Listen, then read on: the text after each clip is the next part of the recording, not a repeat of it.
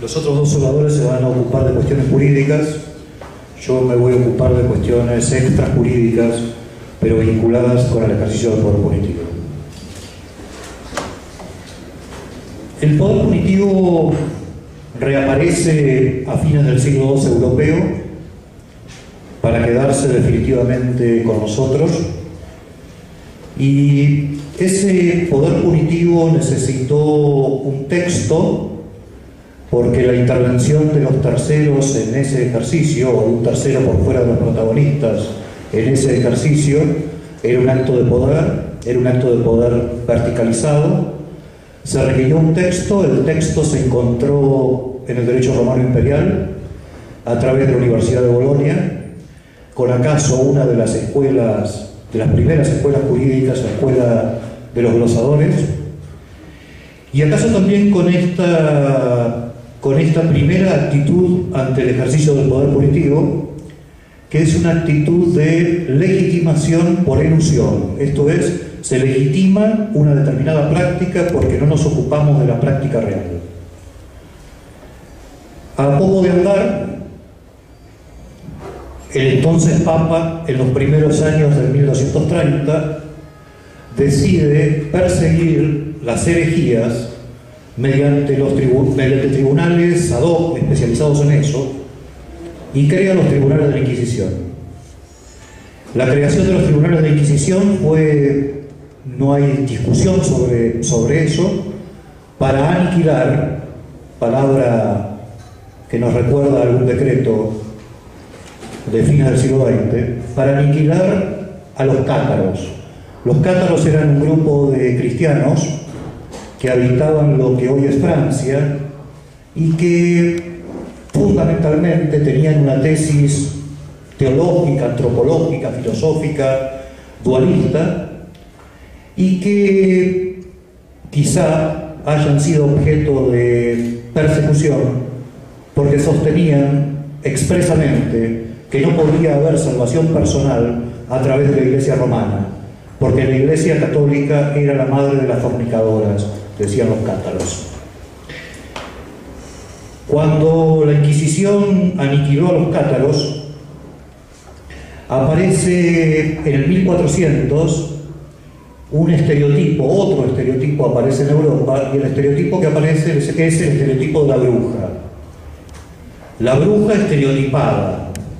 No es que aparece la conceptualización de la bruja, toda vez que, cuando menos, hay dos fuentes anteriores a Jesús. Me refiero concretamente al Código de Hammurabi, de 1750 años antes de Cristo, y a algún pasaje del Antiguo Testamento, donde el Código de Hammurabi, las dos primeras reglas, se vinculaba con la persecución de las herejías y de las brujas concretamente. Y por otro lado, un versículo del Antiguo Testamento, del libro del Éxodo, donde se dice que Dios dijo: no dejarás con vida a la bruja. Razón por la cual, reitero, lo que aparece en Europa en el 1400 es la bruja estereotipada, es decir, la bruja como causante de todos los males que acontecían. A partir de ese momento cambia el objeto de persecución del poder punitivo. Del género masculino pasó al género femenino, y las que empiezan a ser perseguidas son las mujeres, son las brujas. A poco de andar podemos advertir que la bruja era aquella que no aceptaba los dos mandatos del patriarcado, esto es, ser madre y esposa sumisa. Con otras palabras, la mujer que no aceptaba ser cosificada como himen complaciente y útero reproductor era perseguida por la Inquisición. Unos años después, en 1487, se publica un texto que es el texto que legitima, por alusión esta vez, el obrar de la Inquisición, y concretamente el obrar de la Inquisición contra la mujer. Es el Malleus Maleficarum, que literalmente significa martillo de las brujas, dándole una primera vuelta martillo para las brujas, y tomando en cuenta el subtítulo poderosa masa para golpear a la mujer, podemos advertir que es el texto para matar a la mitad de la humanidad. dos dominicos, es decir, dos integrantes de la Orden Mendicante de Santo Domingo de Guzmán, creada por Santo Domingo de Guzmán, nos expresan, a diferencia de otros criminólogos, nos expresan de dónde proviene su saber. Dicen expresamente: nuestro saber proviene del conocimiento adquirido por las confesiones de cuantas hemos hecho quemar.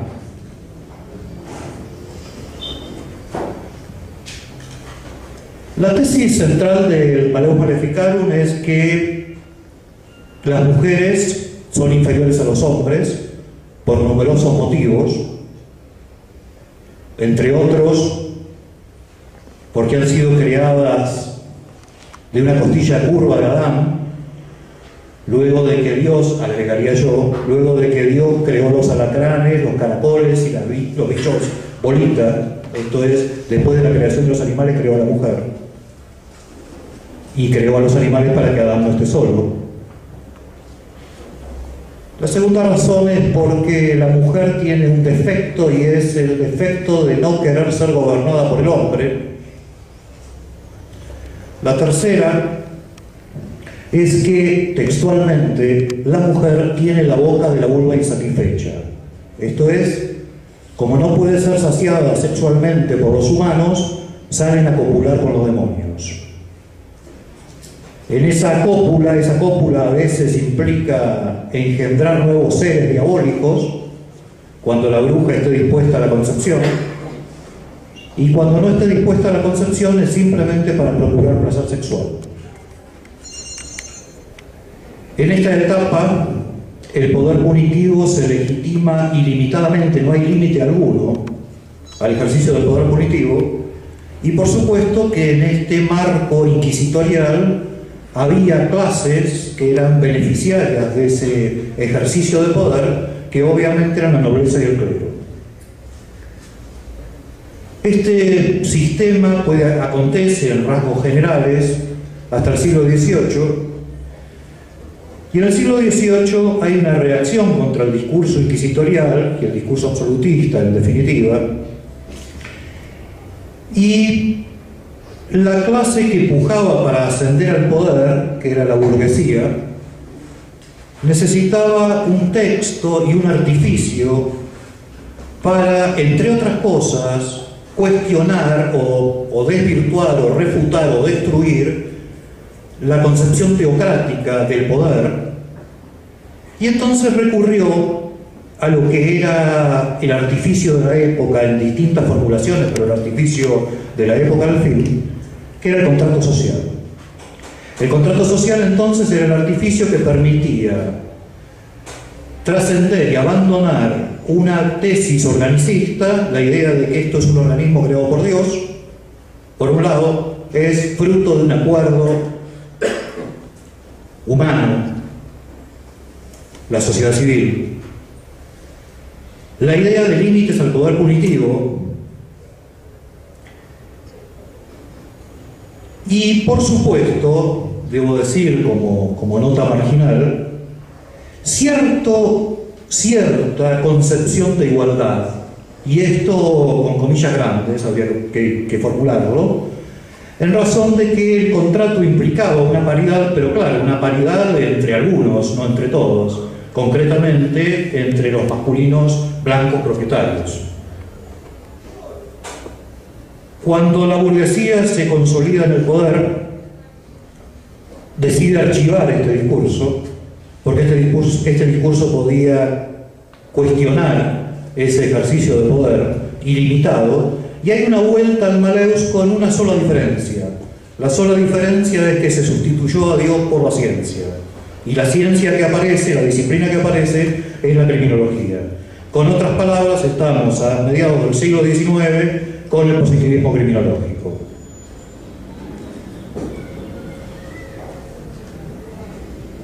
El positivismo criminológico, en pocas palabras, implica la reducción del criminal al encarcelado. Los positivistas también nos cuentan, digamos como lo hacen los dominicos que escriben el Malleus, de dónde proviene el saber.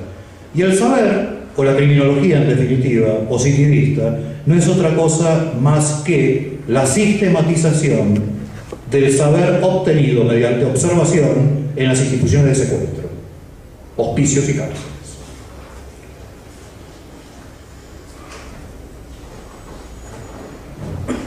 El discurso positivista tuvo como alguna funcionalidad naturalizar las desigualdades. Las desigualdades en que podían hallarse los colonizados por un lado y los habitantes de Europa por otro, que no eran claramente colonizados, pero que podían ser delincuentes. ¿Sí? Hay numerosos textos que cabe traer a cuento, pero para tomar solo uno, José Ingenieros, decide en una oportunidad irse de viaje a Europa por primera vez y acuerda con uno de los Mitre, el Mitre que en ese momento dirigía la tribuna de doctrina de Ciudad Nación, acuerda enviarle algunas notas de viajes y así aparece publicada una nota de viaje que se llama Las razas inferiores. En él José Ingenieros cuenta cuando llegan en un barco a Cabo Verde y dice, palabras más, palabras menos, el espectáculo harto vulgar de ver una turba de negros arrojándose al río en busca de una moneda es un espectáculo nauseante. Los negros en realidad tendrían que haber sido dejados en la situación de esclavitud, porque en realidad la esclavitud era una protección natural contra ellos, por respecto de ellos, y en realidad lo que habría que hacer, todo lo que se haga en su favor, es acientífico y carece de toda finalidad. Y en todo caso lo que habría que hacer con la raza negra, o con los integrantes de la raza negra, es dejarlos que se extingan como se pueden extinguir las tortugas en el Jardín Zoológico de Londres. Ese es el considerado el padre de la criminología argentina. Pueden imaginar los hijos. En la década del 60 del siglo pasado aparecen saberes sociales que enfrentan a los juristas y sobre todo a los criminólogos y nos vienen a decir fundamentalmente: ustedes tienen contacto con la realidad del mismo modo que lo tienen quien hace teología. Es decir, el contacto con la realidad es cero, ninguno. No tienen ningún contacto con la realidad. Pretendieron hacer una ciencia, una disciplina que dé las características del criminal, acudieron a donde el criminal se encontraba, según ustedes, donde se encontraba, y para decirlo en términos bíblicos, colaron una hormiga y se tragaron un camello. Esto es, no advirtieron por qué estaban los que estaban y por qué no están los que no están. Eso no se lo preguntaron. ¿Sí? No se lo preguntaron. Claro, si viene un positivista aquí, si viene un Lombroso aquí, y me dicen, mire, quiere refutar a Vidal y vamos a la cárcel. Vamos a ver quiénes están en la cárcel, quiénes están en los institutos de menores. ¿Sí? Obviamente los pobres y los hijos de los pobres en términos generales. En términos generales. Entonces, lo que viene a dar cuenta es del proceso de selección en la operatividad real del poder punitivo, por un lado. Por otro lado, viene a desvirtuar la idea de la disciplina criminológica conforme a la cual va a ser una disciplina autónoma, no vinculada con la ciencia jurídica y analista de una suerte de delito natural. Se pone en crisis todo eso porque lo que se viene a marcar es el poder de definición, ¿sí? Y el poder de definición es el proceso o la fase de criminalización primaria que abordaré después. Y entonces aparece una nueva disciplina y un cambio de paradigma, si quieren, con comillas.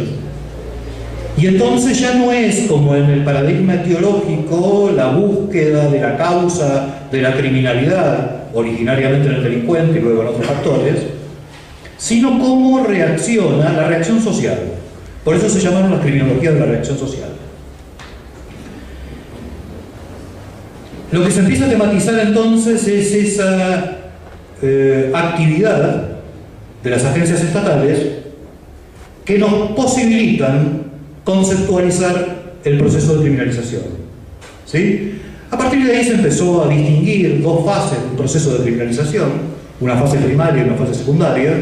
Una fase primaria que consiste solo en el fruto de una actividad legiferante, esto es, asociar alguna pena a una conducta, o si quieren, tipificar determinadas conductas como delitos, contravenciones o lo que fuese, o si quieren, en otros términos mucho más abstractos, convertir una conducta en antecedente de una pena.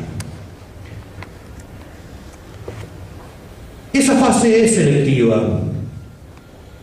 Contrariamente a lo que puede sostenerse, podría sostenerse que no hay selectividad en la criminalización primaria, por la sencilla razón de que la criminalización primaria no opera con nombre y apellido. Se podría sostener eso. ¿Cómo va a ser selectivo el proceso de criminalización primaria si el grado de abstracción que poseen los tipos penales no dan cuenta de puntos suspensivos? En realidad, dos o tres cosas respecto de esto. La primera es, los delitos son como cualquier otra acción humana. Esto es, el sujeto que lo realiza de acuerdo a sus recursos. Recursos en sentido amplio. Los recursos con que damos una conferencia, con que la escuchamos, con que hacemos una monografía, con que hacemos una defensa penal, una sentencia, o un cuadro, o cualquier acción humana está vinculada con los recursos. Y es obvio que hay una relación entre los recursos de toda acción humana con determinados delitos, ¿sí? Para ponerme como ejemplo, yo para apoderarme de lo ajeno es de toda obviedad que no necesito hacer un hurto o un robo callejero, ¿sí? El arma más letal que tengo es una virome, para hacer la mera firma. Alguna vez, donde un presidente de la República, parece de ciencia ficción esto, un presidente de la República, dirigiéndose al Congreso de la Nación, si no aprueban el proyecto de ley desincriminatoria, renuncio. ¿Recuerdan algo de eso? Una sola vez ocurrió. ¿Saben cuándo? Cuando era presidente provisional Dualde.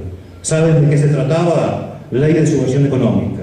Se podrá decir lo que se quiera respecto de los vicios que podía tener la ley de subversión económica. Lo cierto es que ese proyecto desincriminante fue exigido para un convenio, para un acuerdo con Argentina por el Fondo Monetario Internacional. El Fondo Monetario Internacional dijo: no celebramos ningún acuerdo con Argentina si no derogan la ley de subversión económica. Presidente de la República, al Congreso, deben aprobar y derogar esta ley de subversión económica. Recuerdo esta imagen porque es la única que me tocó vivir en 50 años. Recuerdo los festejos que hacían diputados y senadores y levantaban el dedo festejando hacia los palcos, ¿no? Se había derogado la ley de subversión económica. ¿Qué pasaba? Había algunos de los Morgan criminalizados, curiosamente criminalizados en otro país, ¿sí? No era una derogación de la abolición del aborto, derogación del hurto cuando el sujeto no tiene un ingreso que le permita satisfacer las necesidades básicas. No, era la ley de subversión económica. Nuevamente la selectividad, y no los nombres y apellidos, sino los grupos, ¿sí? Para decirlo con otro ejemplo, algunos que andan dando por ahí vueltas en nuestro país y en el exterior, ¿no? De vez en cuando traen la tolerancia cero, ¿sí? Y entonces, cuando uno los apura y le dice: bueno, pero ¿qué es lo que pretenden? Y lo que pretendemos básicamente es otorgar mayores facultades a las fuerzas policiales. ¿Para qué? Para que puedan hacer cacheo. A ver, ¿cómo es esto? Que puedan cachear. Y la pregunta que debería ir inexorable es: ¿qué cosas son susceptibles? ¿Qué entes son susceptibles de ser cacheados? ¿Imaginan un cacheo de un balance falso? ¿De una quiebra fraudulenta? ¿De un prevaricato en la vía pública? Selectividad primaria, criminalización primaria. La secundaria ya directamente, si no se ve la selectividad de cómo operan las personas de carne y hueso, bueno, pues se vive una campana sanguchera. Esta etapa, la criminalización secundaria, es la captación de una persona de carne y hueso a quien se le atribuye un delito. Esto es, a quien se le atribuye la realización de una conducta criminalizada primariamente. ¿Cómo operan, en términos generales, Quizá podríamos hacer algunas distinciones vinculadas con el orden federal o la justicia federal, penal federal, quizá la penal económica, pero la justicia ordinaria, lo que sucede todos los días. El candidato es suministrado por las fuerzas policiales, ¿sí? Ni hablar en las contravenciones. Pero estamos hablando de delitos o de criminalización en sentido amplio. Es captado por las agencias policiales.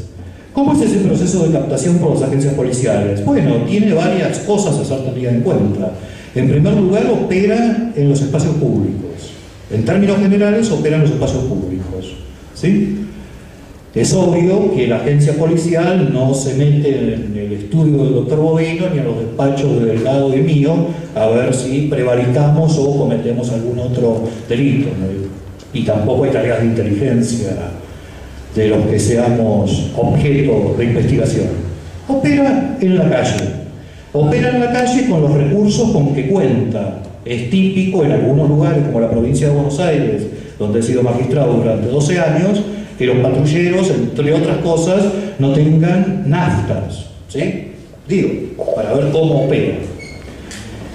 Opera entonces lo que puso de relieve estos saberes sociales y trasladar el eje de el factor etiológico del delito a ver cómo operan los procesos de criminalización, es en definitiva traernos como saber, como conocimiento, que en la operatividad real el poder punitivo opera sobre los vulnerables, sobre algunas óperas toscas y sobre algunos a quienes el poder político de turno le quitó cobertura.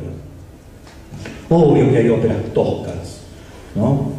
Digo, lo primero que pienso es Barreda, ¿no? Barreda, alguien universitario, no analfabeto como suelen ser los captados por el sistema, alguien universitario, un homicidio. Bueno, echemos luz 2 segundos sobre cómo ocurrieron los hechos.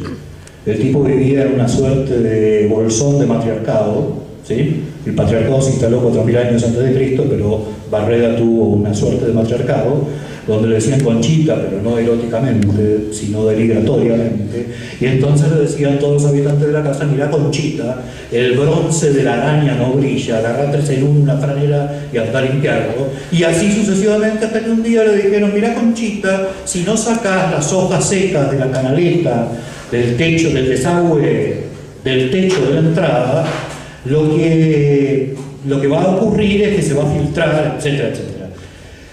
Barreda recordó que tenía una escopeta de 1270 de repetición, con la que alguna vez había cazado, y nada, y pasó lo que pasó, mató a todas. ¿Quién podía ser si no era él quien había matado a todas? Nadie se llevó ni un alfiler. Y la coartada de Barreda era que estaba en un telo de una mina que había conocido, es decir, cerraba el círculo de la incredulidad. Bueno, eso no lo toca, donde el delito tiene nombre y apellido, pero son excepciones también.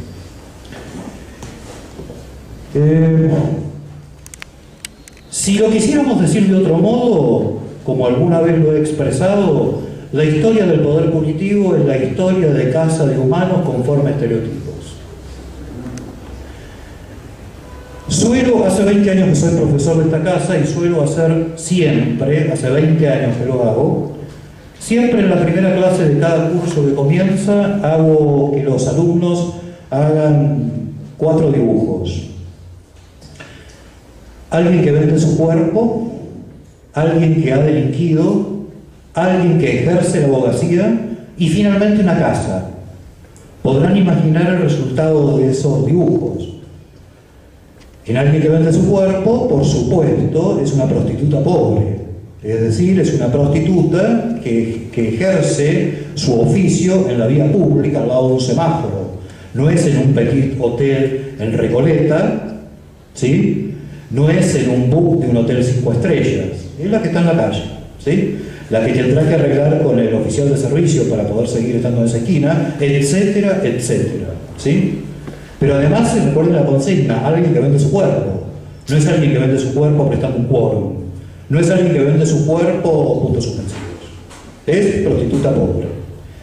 El segundo dibujo, alguien que ha delinquido, es de toda obviedad, que es el dibujo mayoritario. Es un pibe chorro, es decir, un masculino con el color de mi piel, con un pantalón 3/4, capri, pescador, o como lo quieran denominar, con algún tatuaje, quizá alguna cicatriz mal cicatrizada, por supuesto, ¿sí? ¿Sí? Y por supuesto también en la vía pública, y siendo tan imbécil, además, que es el que ha delinquido y está en la vía pública con una pistola en la mano y con la otra el botín. El que ha delinquido, ¿sí? En algunos casos suelen hacer otro dibujo, este es el mayoritario, en algunos casos suelen hacer otro dibujo que denota acabadamente la falta de contacto absoluto con la realidad, y entonces al delincuente le hacen unas rejas, ¿no? Como si hubiese alguna asociación entre el delincuente y el que está detrás de la reja, ¿no? Por supuesto que en alguien que ejerce la abogacía, en cursos donde la mayoría son mujeres, dibujan a alguien con traje y corbata. Con traje, corbata, taller, entrando a Talcahuano 550. Y la casa por supuesto, que dibuja en una casa con un techo de 2 aguas, con un camino sinuoso, nunca es un camino recto, siempre es un camino sinuoso, después veremos por qué. Un camino sinuoso, una chimenea prendida. Si analizamos lo que vemos, advertimos, primero, no es una casa de la arquitectura de nuestra geografía, por lo menos no es una casa de la Pampa. Es una casa cuyo ángulo del techo es para que fluya el hielo y la nieve, que no existe en nuestro medio, por lo menos en este medio, ¿sí? La chimenea prendida. Prueben hacer un dibujo de una casa y con 40 grados de calor o de temperatura van a dibujar la casa con una chimenea, no con un split de aire acondicionado. Chimenea prendida. Es infalible que la chimenea esté prendida. Nuestra imbecilidad no termina ahí. El viento proviene siempre del mismo sector. El humo va hacia la derecha. El humo no va hacia arriba ni va jamás hacia la izquierda. Va siempre hacia la derecha. Quizá, violando a Heráclito, asociaron la casa con un tren. Camino sinuoso para llegar al hogar y encontrarme con mis seres queridos que están al lado del fuego de la chimenea. Sé, porque soy universitario, que el camino más corto entre 2 puntos es una línea recta y por tanto me demoro en el camino sinuoso. Pero el problema nuestro es mucho más grave.